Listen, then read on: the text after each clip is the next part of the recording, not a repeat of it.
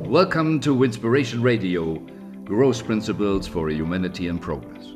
Join us when we share information, wisdom, and ideas how to create an extraordinary future for us all. The future is open. We together decide what will be in it. From a little town in Africa to really the top stage on the world, Chris Igwe is an inspiring person, full of wisdom, a very humble person, but they call him one of the top 100 influencers, especially in his industry. He is a leadership expert and retail consultant and working for big companies. He was a civil engineer after leaving Nigeria with his parents and studying in the UK. And he was building the James Bond M6 building. So he is someone who really, like I said, I saw it all. And he's so humble and teaching from his heart a lot of leadership skills and helping people around the globe. So, very interesting talk again. Today, Chris Igwe. Chris, it's so great to see you again. Welcome. And I still can say Happy New Year 2024. I don't actually know, when we had the first meeting, that's nearly, I guess, 25 years ago, because 98, I was in Paris at the Académie Française to learn English, and I visited your home. Right.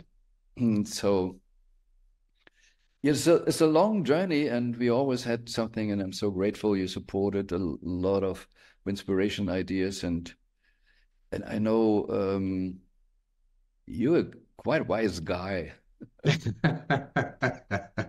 Oh, the pressure already. Continents, what are you speaking? 6, 7 languages? Four, yeah. The fourth one is a bit rusty now, but except 4. It's a start. No, it's been quite a journey, you're right. And firstly, thank you for this invitation. It's fantastic to be part of this and see you again. And I guess what's interesting in our relationship, our friendship, Wolfgang, is that you've popped in and popped out. And I mean that literally. Remember when you came to Paris maybe about 10 years ago, and you were flying through going to Barcelona? We came over, we chatted from Charles de Gaulle to Orly, where you had to catch your flight, and from you landing, us talking, discussing, putting you on a plane. It was a complicated travel with your flight being cancelled and whatever, but you just thought, well, I'll pop in and see Chris, maybe for that wisdom that you very kindly talk about, that I share with you. And of course, in Los Angeles with Bob Proctor, and in Baden, in Austria as well. And then, as you say, in different occasions that we've had the chance for you to pop in and pop out. I admire that in you, in the fact that this idea of just taking advantage of the time that you have with someone, no matter how short, and traveling to wherever it is to meet that person, I think is a great testimony to your character, but also something we should all learn from. Because we all think, I'll do that when I've got the time. I'll make the time. I'll schedule it in with our calendars and Zoom and Teams and everything else. But just that spontaneous, let's do this, let's make it happen. If it's 24 hours, fantastic. If it's 48, even better. And that's a real testimony to you, Wolfgang, in your vision, creativity, and desire to just keep things moving. So, thank you very much for the flowers. But today, it's more about you or the topics, and anyway, if you say it like this, I wanted to meet you in Paris, even if this was for a short trip or whatever, because you're, for me at least, but I know for a lot of other people also, a very interesting person and an extremely kind person, and like I said, full of wisdom. So let's pick a little bit brain or learn something from you today. let's just think simply, how was your life? You're born in Ghana, if Nigeria. Nigeria. Yeah, so You're born we're in neighbors. Nigeria, Yeah. Nigeria. So, and then you end up in Europe. Well, how did you do that? Yeah, that's of course by my age, I've had a lot of experience, a wonderful life, and learned so much through the process. But it started out in Nigeria in the 60s, so the late 60s, during what those of our generation may recall or know. There's not much that's been written about it, so there's probably not many people who knew as such, but the Nigeria-Biafra War, which was one of the worst civil wars of its kind, although people talk about various other civil wars today, but it was one of the greatest civil wars in terms of loss of life and genocide and everything else. Won't go into that, but essentially at the end of the war, we left to move to the UK because we had to, as I say, rebuild our lives. My father was a minister of religion, so and very senior in the church, the Methodist Church, and my mum was a teacher, headmistress, and both of them were very strong on education and giving the best to their children. So after the war, for different reasons, it wasn't that they left the country, but for different reasons, my father continued his work through the UK, and eventually we went to Switzerland and traveled through different places. But basically, during that time, we moved to the UK, having lost everything in Nigeria and had to rebuild our lives. So literally, we arrived with the clothes on our back, which weren't great for winter time in the London area, well, southwest of London where we lived. And so people were incredibly generous and gave us so much to help us rebuild our lives. So that's the story. That's the beginning. I am one of four siblings, the oldest boy, two younger brothers, and an elder sister. And we basically, after that, moved with our parents to Switzerland, to Geneva, where we lived, and then studied there, moved back to England, university, excuse me, back in Newcastle in the UK, and then on to Scotland, where I met my wife at the time. So that's the beginning, the foundational pieces, and everything else kind of flowed from there, if you like. Yeah, you mentioned civil war and genocide, and you traveled in a time to different countries, like, okay, maybe UK was a little bit, or London was a little bit more multicultural already, but also coming from Africa, your skin color, and did you ever experience a lot of resentments, or what we call racism today? That's a very interesting question because we weren't aware of it and we didn't acknowledge it. Not because we didn't want to, but because our parents brought us up with the view, and as we got older and you saw more and more of that in the greater London area, for example, because we lived just outside London, one of the things that they said to us, and I still remember it to this day, is just because you're black does not mean you have to carry the entire black world on your shoulders. Which was really, today people might go, oh, that's, you should carry, we should all be responsible and everything else that social media, etc. drives. But what they were saying is find your unique self, make sure that your blackness does not cloud people's vision of you and seeing the real Chris Igwe, for example. They wanted us to grow to be strong enough internally, and they did a fantastic job of educating, making sure that they loved and cared for us in whatever form. Not the wealthiest people in Nigeria. We were probably middle class, but moving to the UK, totally different, so a much different financial positioning. But they always said, do not ever allow the color of your skin to affect the way in which you will be seen. And to be seen in a certain way, you have to study hard. So we worked very hard. We studied. We all got great qualifications. My sister became a doctor. I became a civil engineer. My brother became a lawyer, and the other brother became an accountant. So, and they were just choices that we made. So they were everything what you need. So we had the full spectrum. But color, it's an interesting question you raised, because later on, as you know, because you met my wife, Pamela, and I met her in Scotland, so she's Scottish. Therefore, you have Nigerian, Scottish color coming together. Yeah. And when we had children, she's not black, she's what we say white. So she's white, yeah, exactly. So having context, so having that, just to fast forward, as it were, when we were living in the Netherlands, I got a job in retail. And interestingly, we had 3 children at that time. And she said, I'd done my negotiations with the brand. They were all set. We were going to sign the deal. And when I came back to tell her about this, she asked a very key question. She said, "Where are we going to live?" And I said, "The European headquarters is in London. It's an American brand." Excuse me. She said, "London." I said, "London." And she said very smartly, and I hadn't thought about it. She said, "I think we should talk about this." We went out and had dinner literally that evening. And she made the very clear point. That was the time, as you say, going back then, we had the Britain riots.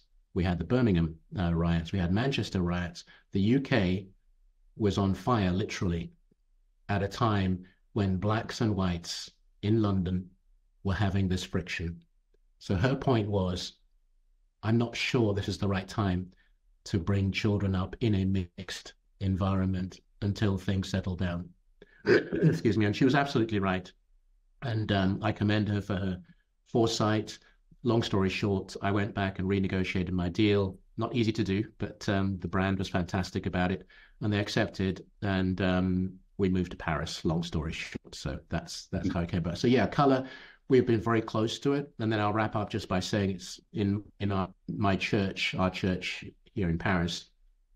We wanted to discuss the aspect of racism and racist issues, if you like, or color issues, and it became slightly broader. And they very kindly asked me if I would lead that group to understand how is it perceived in our church and how is it perceived outside, and what do people think, and how can we bring it together. So yes, I've been on the cold face of racial, ethnic conversations for a very long time.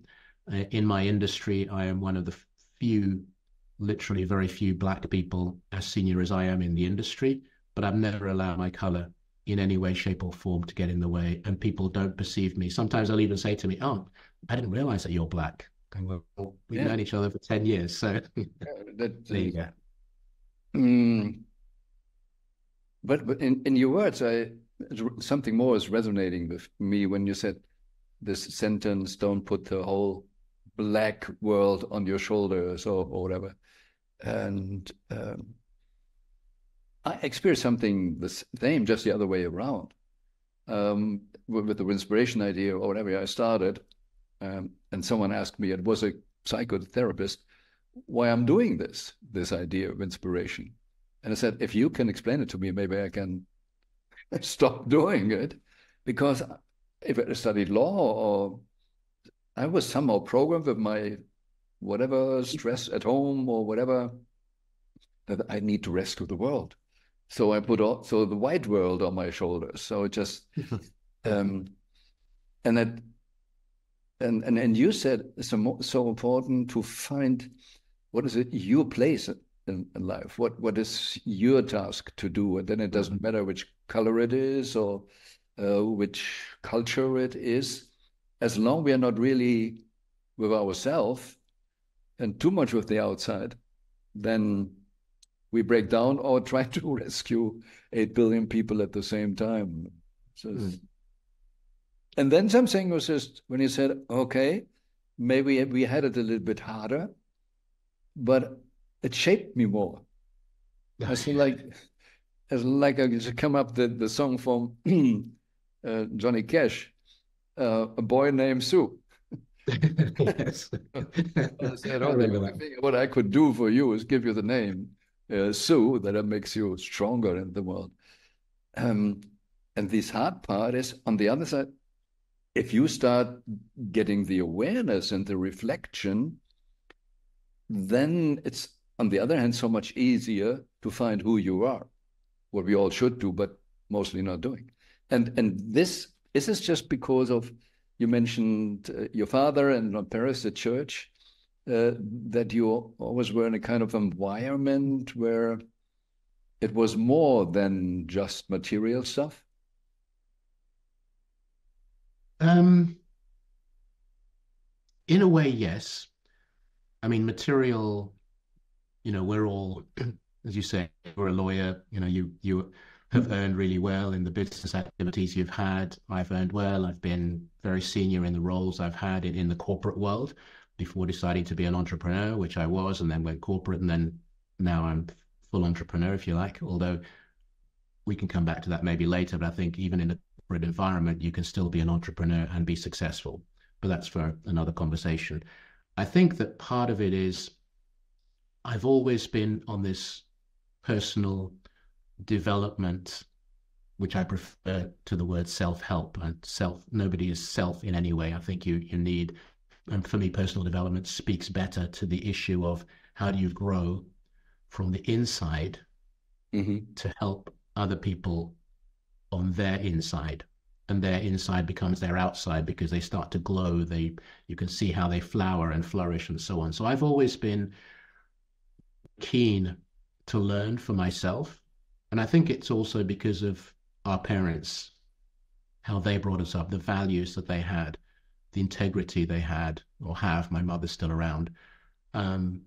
Those foundational pieces that we, as in my case, parent, have to transmit to our children so that they understand the same things and come from that same place and that environment. So material things, don't get me wrong, nice house, nice cars, Armani jackets, all the rest of it, love all that.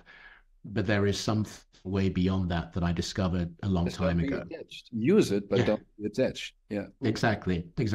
And I think in a sense, to be honest, it's a bit like a reward for yourself. I'm probably one of the most difficult people to find a Christmas present for because it's nice to have them. I don't crave anything in particular.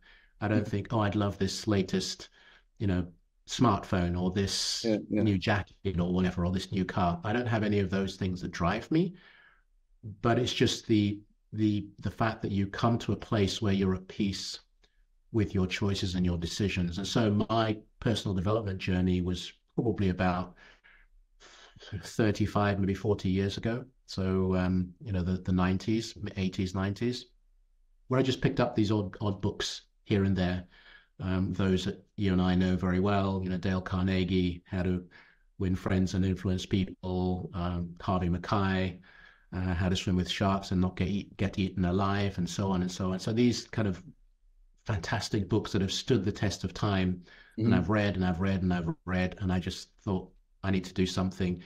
And then maybe, and I don't know, so I don't want anybody to think in any way big-headed about this, but I thought, how can I contribute to change the world? A bit like your mission with Winspiration. I haven't had one like that, but it's just little things that I thought, well, if I can influence in my field, in my area, parents who would, at another church we were at, not the one right now, because I used to lead Sunday school, so I was a Sunday school teacher, and they could see how their children enjoyed being around me and helping. And they said, we're having difficulty with this child or that child, can you help in some way? And I'd literally go and have obviously a cold drink or something, a tea or a coffee with them, and just let them talk, hear what they have to say and support them. And somehow it helped. It changed them. The parents were happy. It was a benevolence. It wasn't any financial contribution. I just did it out of goodness of my heart, the whatever expression you want to use. And for me, that's what I want to do, is where can I just help out those who need a helping hand or need to understand, or they're just messed up, to be honest. Very interesting. I would love to come later to this point because I have something that I'm so impatient. Yeah. When you said, oh, this guy is not so easy to find a Christmas present for or whatever, and it's so much on the inside, the purpose or soul stuff. And we talked about, this is the colors and resonance. But now you are one of the superheroes in your field. In the retail market, brands you have whatever awards, we won the top 100 here, and they're influential people on planet Earth around that. And you're the consultant for big brands. So can I to provoke you a little bit just on the how can you end up there? Isn't it another kind of racism where it says, oh, you need to have this brand as a handbag or this and that? Where's the soul in that? How you balance this out? Yeah, well, ending up in retail, first of all, Wolfgang, was by default, let's put it that way. I was in the construction industry, as I said before. I was a civil engineer, I guess still am. I still know how the system and the construction industry works, but I got to the top of a mountain, if you like, and that mountain is what we knew later to be the James Bond MI6 building. When my team in Switzerland designed and built that, well, the external facade, to be fair, the green glass and the precast concrete, we designed, tested, installed, manufactured, all the rest of it. So it was a very, very complex project. I was literally working 16 hours a day for 2.5, almost 3 years to get that project, because it would have taken my company down. So they basically bitten into something that acquired a project that was technologically way more advanced than anything they'd done. And when the chairman poached me from another company, he knew my background, my ability, the fact that I'm a tough negotiator and get things done, but collegially, so I don't do it in any aggressive way. So he brought me in to change the team, redynamize it, whatever, make it more together, and help it grow. So it was really, I was coming from a place where we were well behind, client wasn't happy, had to build it up. I say all this simply because I'd reached to the top of that mountain, which was this building that took literally body, mind, and soul. Long hours. I was living between Switzerland and Strasbourg, not seeing my family all week because I just couldn't deal with family and deal with this next project. So I had acquired great inner strength and ability to solve problems, find solutions, and bring teams with me. So once that project was finished, to be honest, it was just like, how you've been running, not that I'm a great runner, but I did a lot of other sports, and you're just like, I need a rest. I'm done. I'm spent. I'm finished. And I just needed that break in a sense. And I got a call from a headhunter. Long story short, I then entered retail because they wanted my construction design skills in the retail brand they were looking for. That wasn't what they needed. The issue was not there, but we solved it, and they gave me a fantastic opportunity. I knew nothing about retail, absolutely nothing. I didn't like shopping, didn't go shopping, didn't know anything about shopping centers, stores, anything you like. I had to learn from the ground up. And again, I think this is something for all of us. It's like when you get thrown into, the burning cauldron or whatever, into a pool, you have to learn to swim. I know it's not that easy and it's a bit dangerous, so I'm not suggesting one does that. But when you're in a situation where you need to solve your problem on behalf of the retailer, the brand that you were part of, you've got to do it. So you have to start learning. And I went to conferences, seminars. I was subscribing back in the day of magazines. I was subscribing to lots of magazines, obviously through the company. I had 8 countries, 220 stores to look after. The perfect, even though challenging, environment within which to learn. So I literally learned from the ground up. And that skill and ability has allowed me to grow to the point where I am today, because as time went by, coached by another brand, worked with another company. So I worked with several different companies internally, but also been an entrepreneur within the industry, whereby I've helped major brands, owners, investors, trade associations. So I've been able to work right across the spectrum, which is very rare. A lot of people either remain corporate within investment or within brands or within shopping center owners, for example.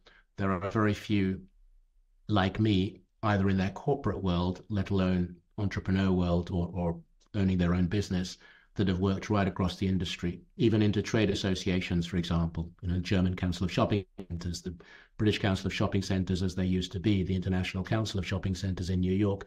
So I've worked in or advised them as well. So I've really got this entire breadth of the industry, for which I'm very grateful. And as you say, I've worked with some of the most amazing brands, top of their game, top of their class. And yeah, I've been privileged, yes, but worked very hard to get there as well. So that's how and why I've become what I've become. Because I've also, and I'll give you just one final example to answer that question.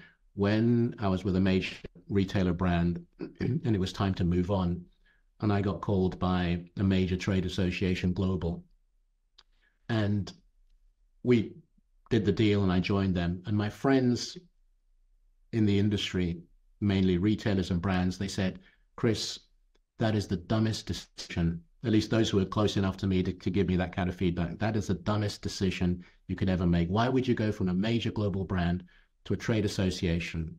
You're going to lose all your friends and this and that and the other. And you know what? The irony, firstly, I rarely listen to what other people say if I believe instinctively that it's the right route. I've never taken the route that everybody else travels, as in the book, the road less traveled. I would always go in my own direction. And in fact, for me, it became the stepping stone and the building block to what I've achieved. I have one of the best, some people call it the black book. And when they want a number or a contact, they'll say, Chris will know contact. But then I work on the 6 degrees of separation principle. So if I don't know them, I can find them. But yes, I have an incredible network. But that change actually gave me the turbocharge, because I was hanging out with CEOs, MDs, head of markets in a whole different field, accepted, yes.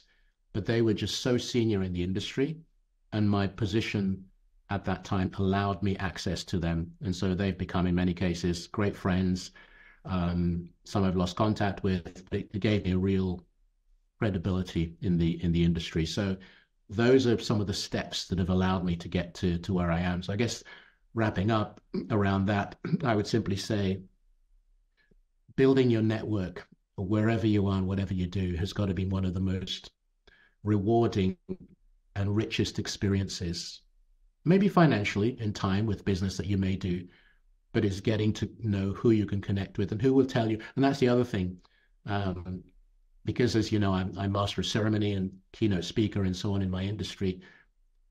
I get a lot of inside information I can't share publicly, but these guys trust me enough now. So a CEO, an MD, a chairman, a founder will tell me things which I might need to help make the conference better or help them position their speech or the panel discussion we're going to have or moderating. So I need that inside information. I can't use it publicly, but I know about it. And so that enriches me as well. I'm going, wow, that's pretty cool. That's interesting. I didn't know that, So there we are.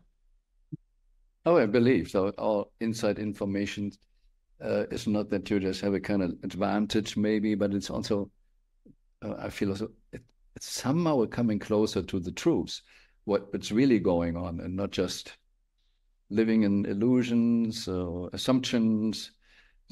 So that is also, I think, helps you to understand, to see the world different, what's really, really going on.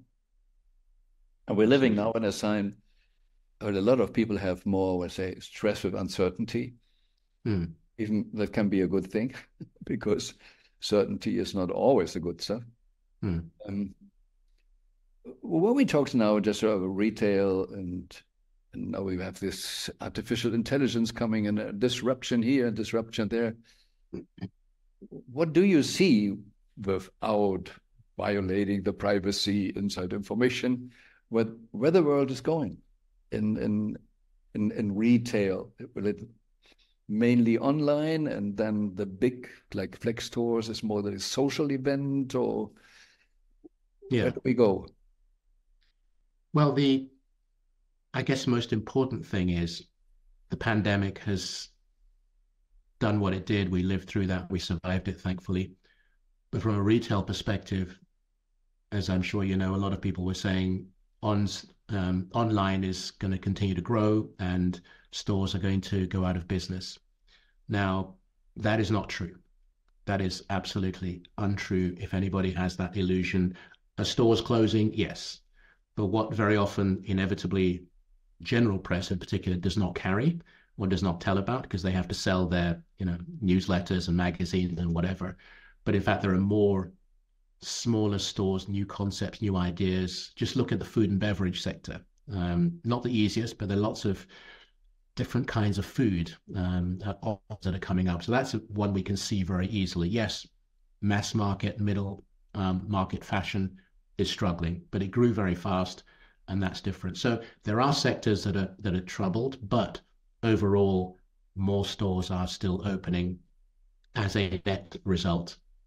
But more importantly, underneath that is that online, depending on the market, is roughly between 20 to maybe 30, 35% of overall sales, which means that 80% or 70% is still done in stores of the purchases. So we are still animals, individuals who love to go into store as groups, as individuals, as a family, whatever. So the good news is retail, about physical retail and online. But then the other thing is, and in our industry now, we've got to the point now where we don't talk about online and offline, or O2, O2O, online to offline, because it's one channel. We all, especially the younger generation, sort of millennials down, but even baby boomers and so on, are still saying, I want to have access everywhere. If I want to do it online, my smartphone, yes. If I want to do it with a QR code, yes. If I want to be physically in store, I want to order outside and then pick it up in store or whatever. So essentially, there are no channels anymore in reality. Mm-hmm. We as consumers want to just have outstanding service and enjoy the experience. So to your point, yes, there are, it's more about fewer stores perhaps, in terms of the major brands or the majority of retailers out there. They've definitely cut their stores down.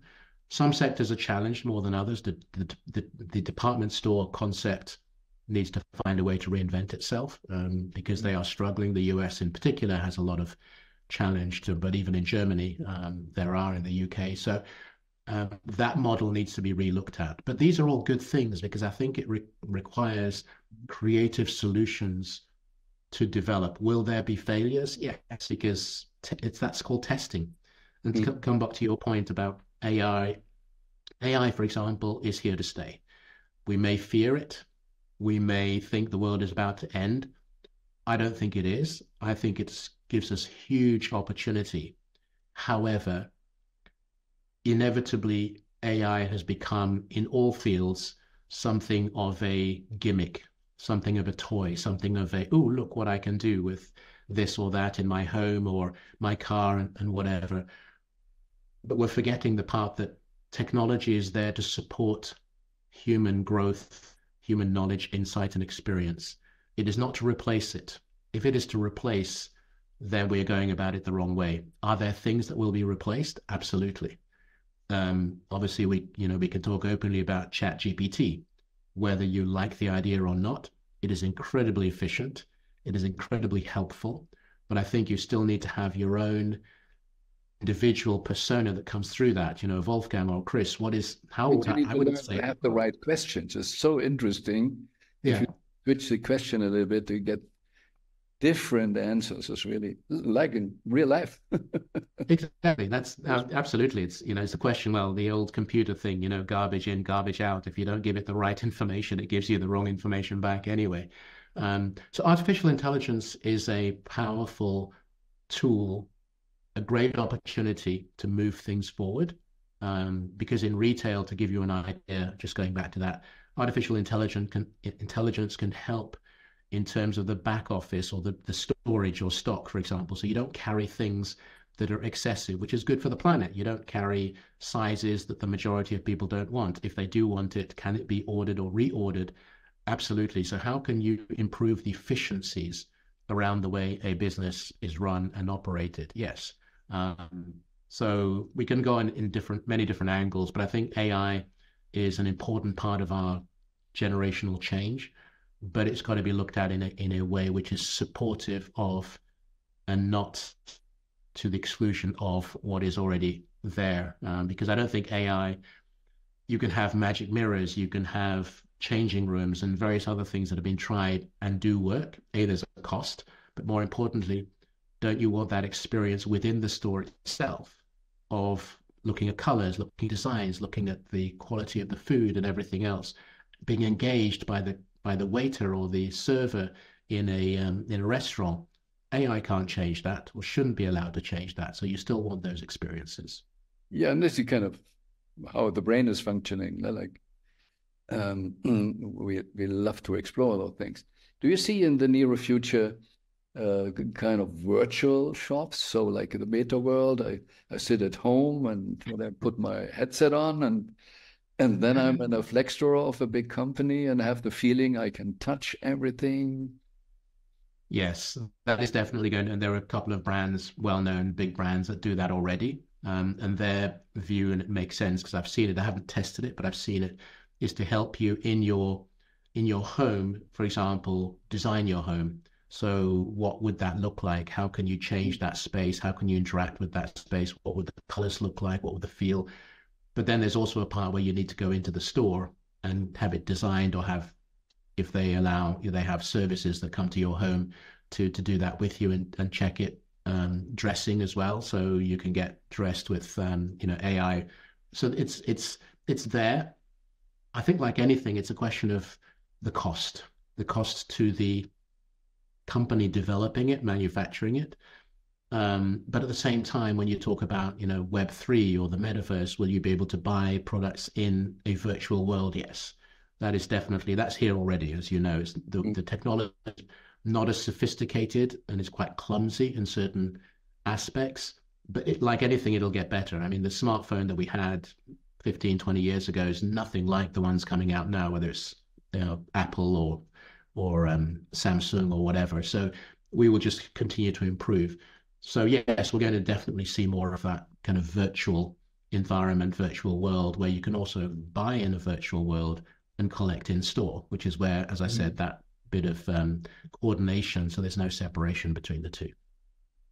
So it's easy to imagine that it could be a big advantage. I save time and everything. So if I consciously use all those tools, AI or just all those stuff we just talked about, retail, can make life so much more comfortable or easier or even joyful. But we see also, I guess, at the moment with all the social media, online stuff, that people are losing themselves in there. Not like we started in the beginning, you said, and first find yourself and then live from there. And how do you see the world there going? Or what is your part of work? And because I still believe you're doing something, at least for yourself or your family.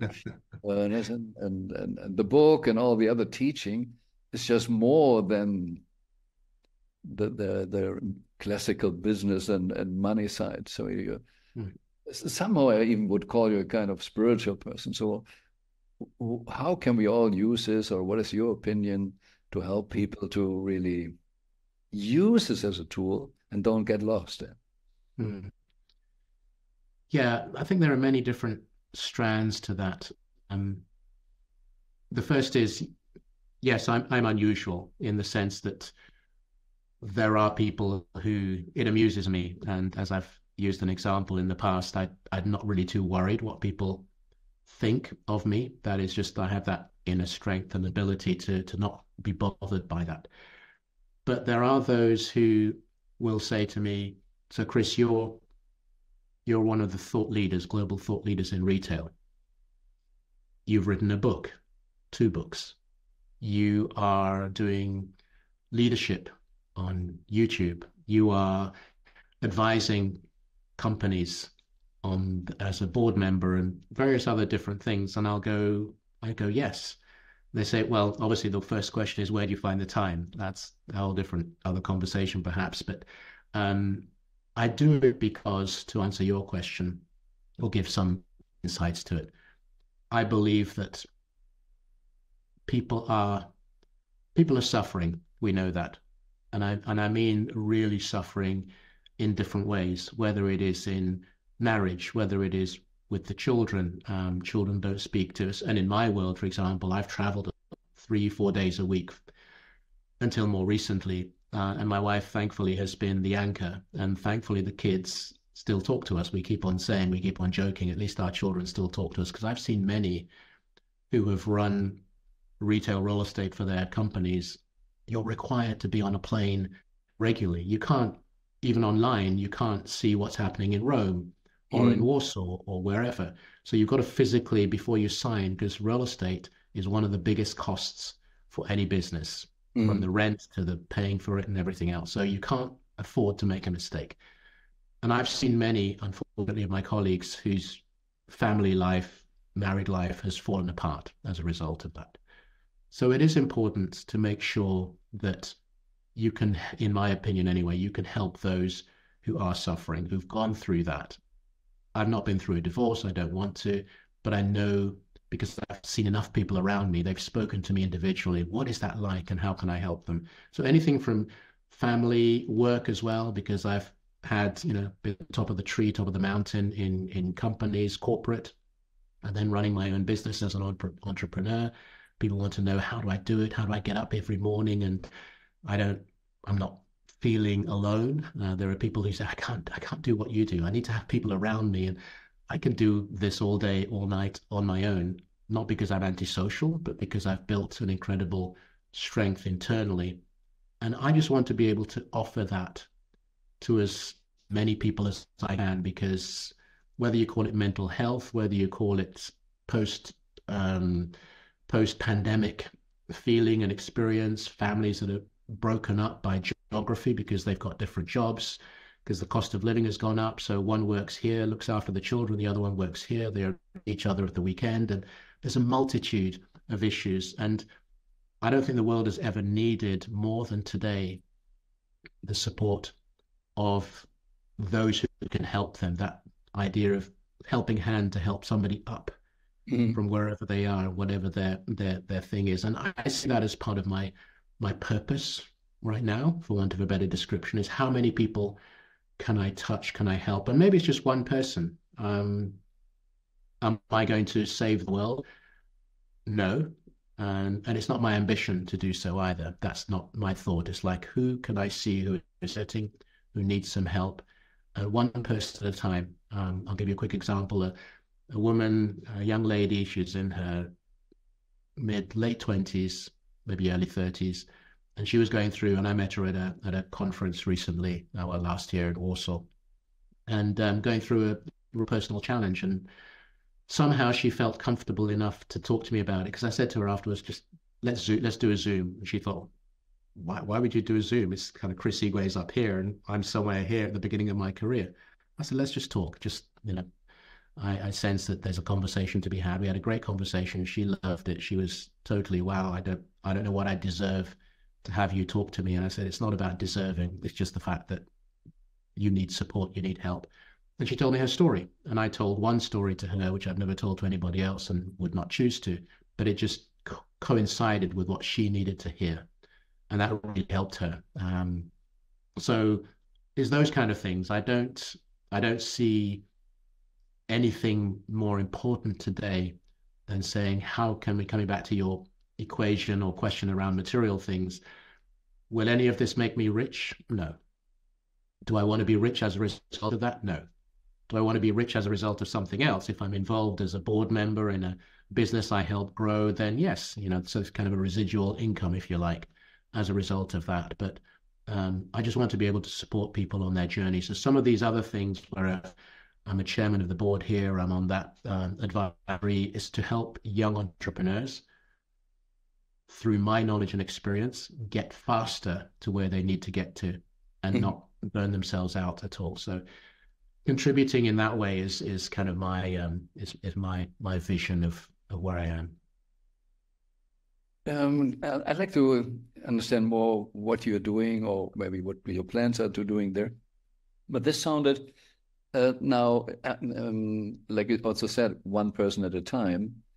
You just do the single Zoom, or what you said something also YouTube, or you wrote books, and so is there a program you have something, or is this in development?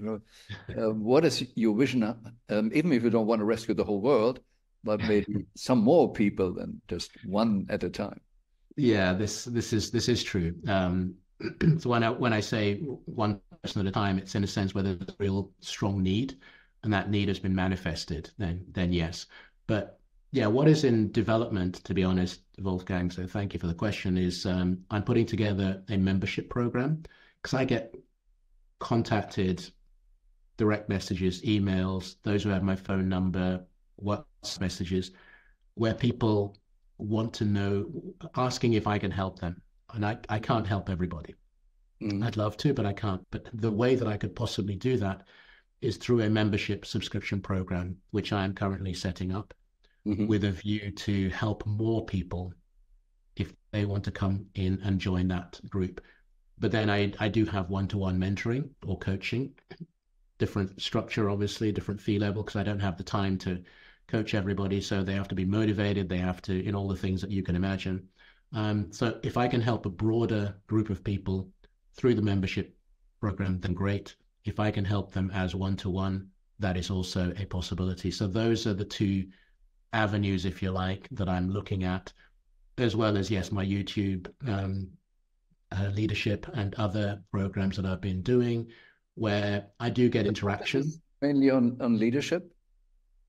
I started out on leadership. So I did leadership for about almost 2 years, focusing on leadership. So yes, there's about 150 videos, I think, on leadership solely. And as I say to people, everybody talks about leadership, but I'm talking about it in the sense that I've lived it, I've done it. This is not theory. You may not like what I say, but I've also been culturally, I've lived in 6 different countries. I've worked with many different nationalities. So how do you bring that into leadership as opposed to just I climbed the ladder and I became CEO or chairman? So it's kind of my world of leadership, but on the basis of leaders that I've followed or read about. And then I've started more recently. YouTube. Leadership. Is there a kind of essence you can share? What is real leadership? What is good leadership?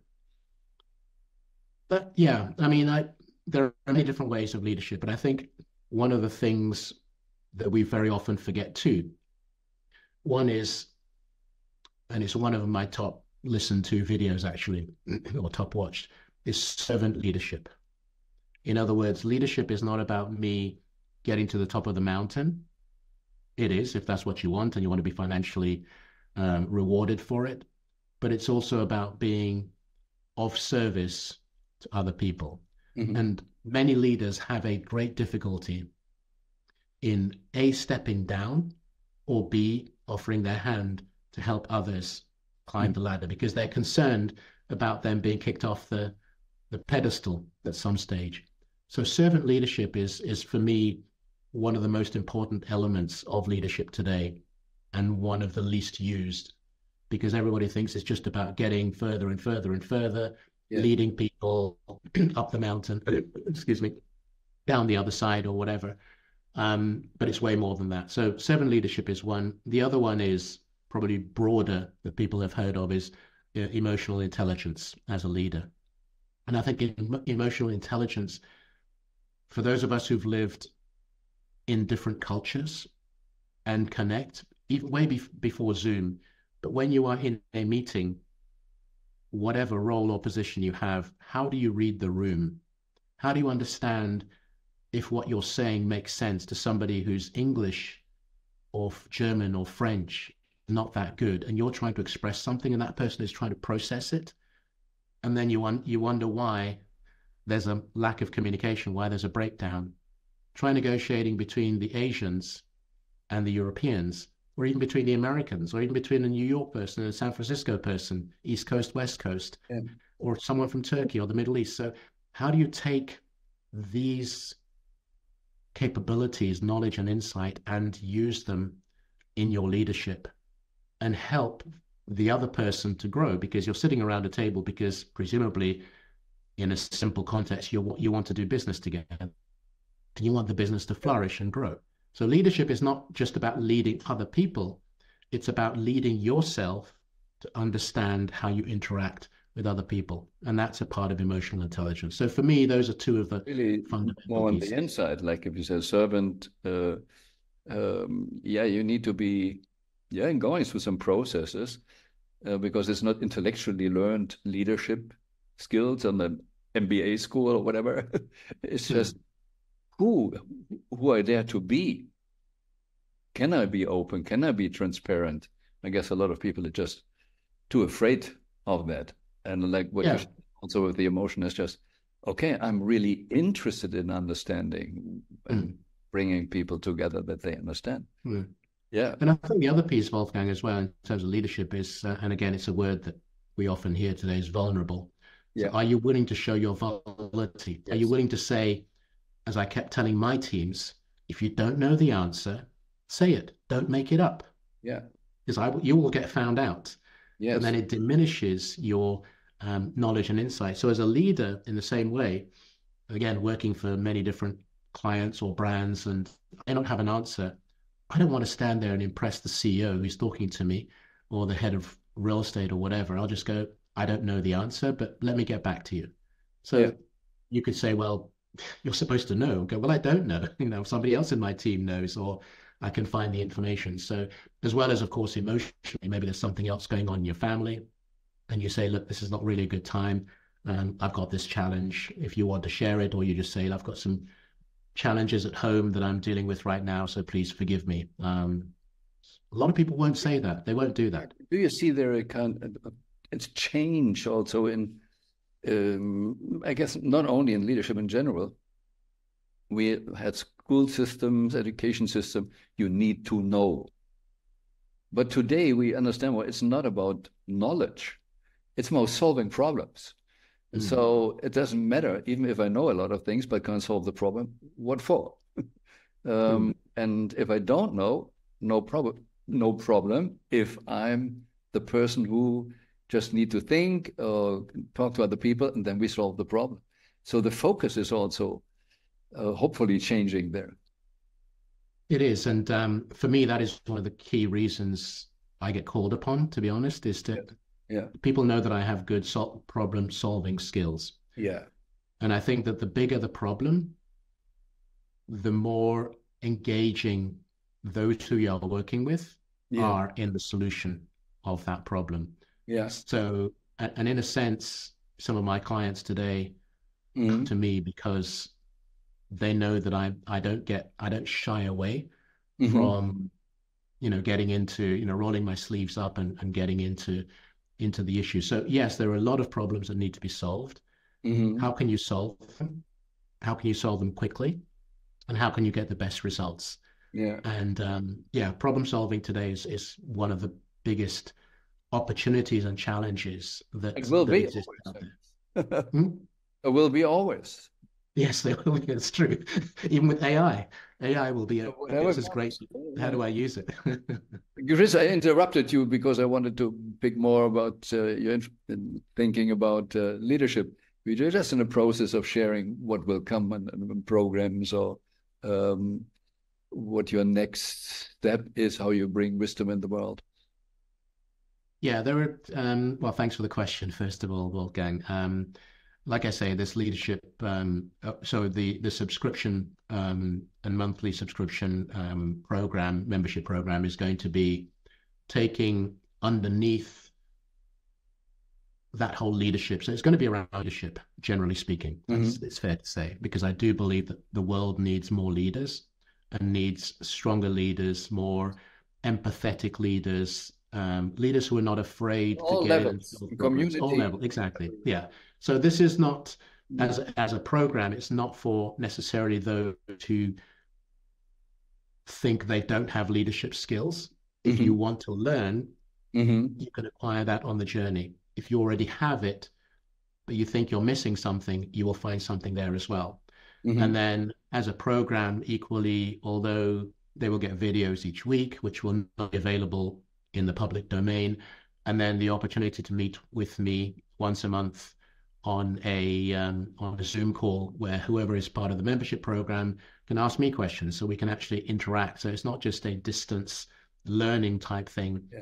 They can ask any questions they like. So really to help get into what are those issues, what is really burning, what is happening in that part of the world or this part or whatever. So that is, so for me, yeah, the key driver is leadership. I want to continue that in different forms. The other is, and I've already started it with certain companies, is leadership training within their organizations. So there is probably more of a senior level positioning, saying in your middle manager or senior management is to have those leadership training programs are the main ones, I would say, aside from the YouTube videos and so on, which will continue. Yeah. Good. And you wrote books. Is the next book coming? I've just done one, which is well, my own first solo one, Breaking Down Barriers, which is and the subtitle is My Journey, if I may. It's obviously here with me anyway, if you don't mind me. Yeah. That's the wrong way around. Yeah. So Breaking Down Barriers, my journey from a small African village to the world stage. And it really is, it's that culmination, if you like, Wolfgang, of my 30-odd years of learning, observing seminars in the US and the UK, just what other great individuals in the industry that you and I know about have done, and then saying, okay, what are my own ideas and philosophies? There is no rocket science in this book. I don't think there's anything in personal development anyway that is, wow, it's come from another planet. They're just transformed in different ways. What I wanted to do here, and from the feedback that I've got has been successful, is I take an idea and a philosophy, I break it down. All the chapters are very short, 50 chapters, and I give my own life experience. So a story from my life.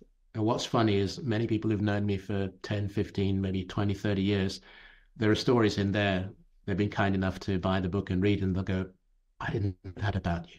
That really happened, and so on. And I'm more emotionally charged than others, but using it to illustrate a point. So the thing is, it's as much a workbook. It's not about my life story as such, but yes, my stories are there. But it's not sequential either. It doesn't start off with my birth and to where I am today. So you could pick up at chapter 50 and go to 45 or go to 1, and it's about the idea and the concept. So the table of contents, you can look there, go, oh, I want to look at this.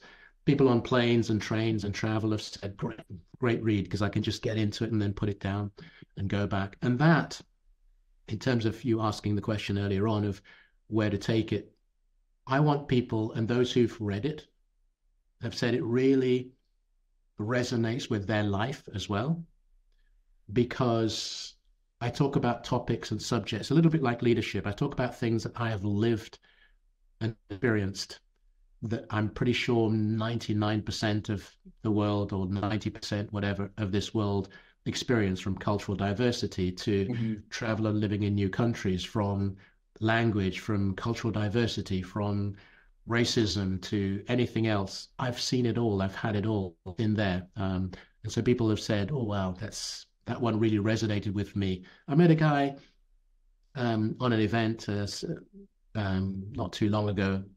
He was from Belgium. He came to me, he said, Chris, I didn't even know him. I've bought your book. Oh, fantastic, great. So he said, yeah, this chapter that you wrote, really, I've been struggling with this for 30 years in my career, and I got it. I understood what it's about, Yeah. So, there you go. Chris, you just said, I saw it all. That is past or maybe present.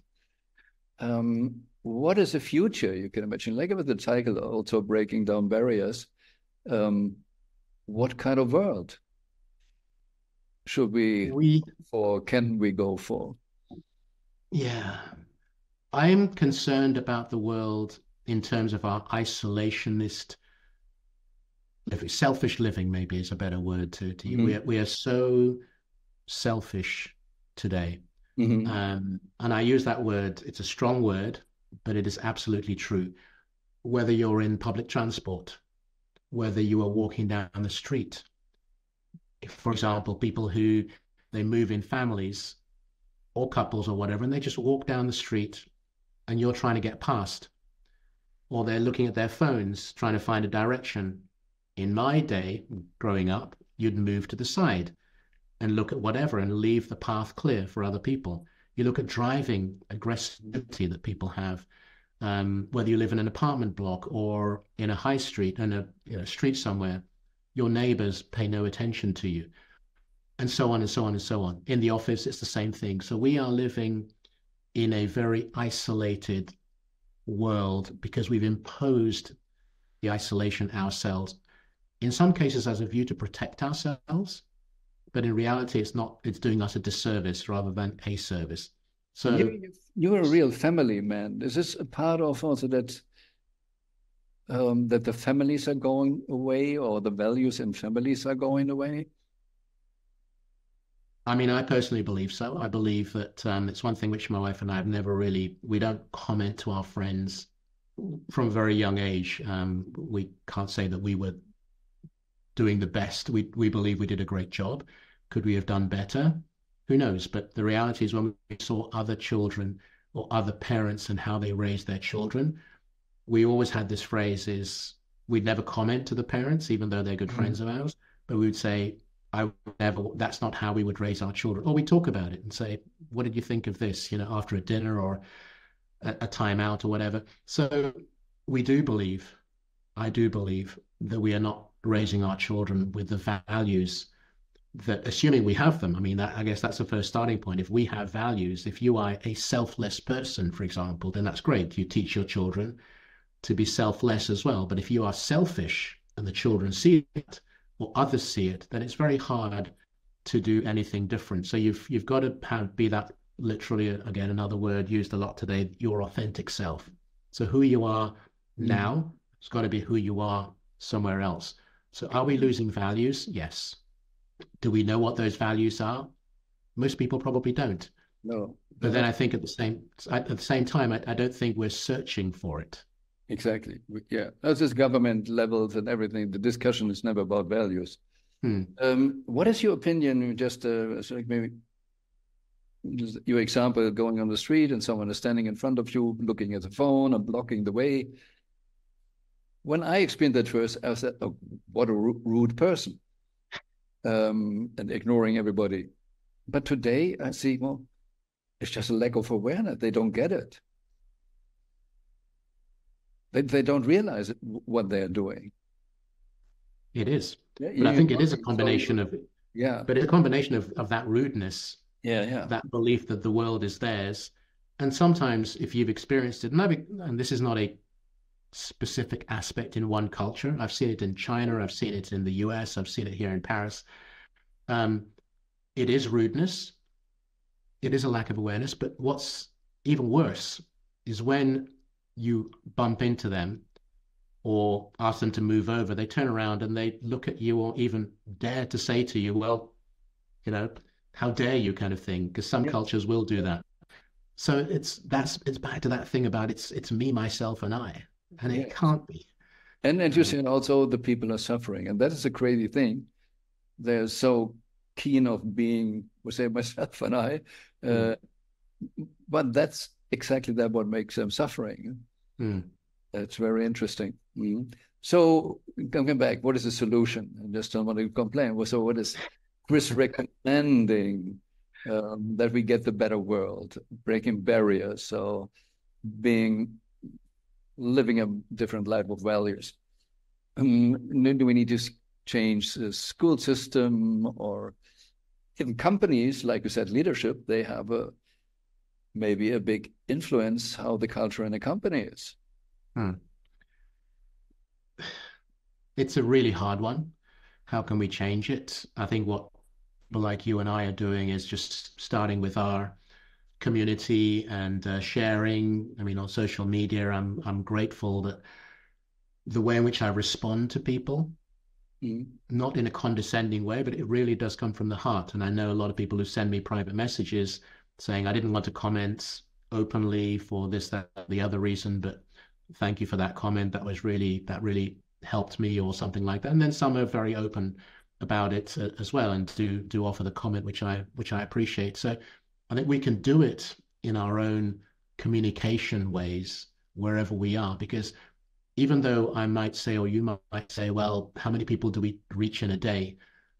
Perhaps not that many, but when you go into, anything from your commute, how you get on the bus or on the train, or wherever you buy the ticket, or whatever you do, and then you get into the office, and so on and so on. And because we spend probably 10 hours of our day between travel and work, to and from, and in many cases more, there is so much that we can do that helps other people at that moment. So our lives cross over at different points. You may not take the same bus, the same train, the same people that you meet.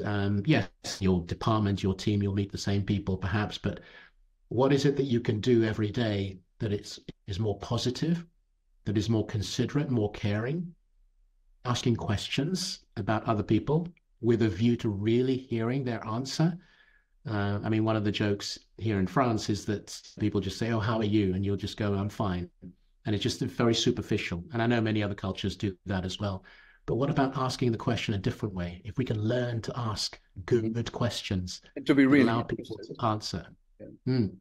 Exactly. So if we can do that through our communication, through our interaction with other people, I think that is the building block. That is the start. And if we can all do it, wouldn't that be, we're all lifting each other up then at the same time? Empathy is something we can warn, because a lot of people with empathy are now interested in other people, like you said, maybe lose themselves. They just learn, I should do that. You said one of your biggest advantages, the inner strengths. And I think this is what's in this combination we need. The inner strengths, because then you can be the servant leader. Then you can give. Then you really don't lose if you take care of others. You don't lose yourself for everything. So besides maybe a tough upbringing, or a name, Sue or whatever, how do you recommend to build this inner strengths? Yeah, I think, obviously adversity and challenge, it can go both ways. You can either build yourself, or you can break yourself, or even worse, break others by doing things that, you think, oh, this is unfair. But let's ignore that side. I think a lot of it is really down to making the decision that you want to change. Yes. Because at the end of the day, nobody, Wolfgang, Chris, we're not going to change anybody listening to or watching this unless they say, I want to change. And then from the I want to change, it's how do I change? And then from the how do I change, it's then putting the change process into action. So I think the first thing is making a choice, and it's at any age, as you know. We're living longer, generationally and globally.